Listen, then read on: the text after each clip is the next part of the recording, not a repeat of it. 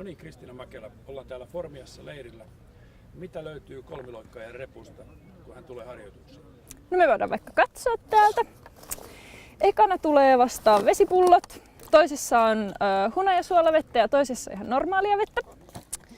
Sitten mulla on tämmönen tärisevä palautusrulla niin sanotusti. Ihan vaan reenin aluksi voin sillä vähän pyöräytellä tai lopuksi, jos on paikat jumissa. Ja sitä varten on myös muutama kuminauha.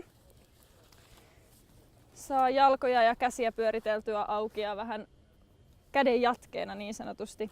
Sitten löytyy punttiremmit, jos tarvii puntilla olla tai roikkua tangosta. Sitten täällä on vähän urheiluteippiä ja sitten on vaihtovaatteita tietysti. No sit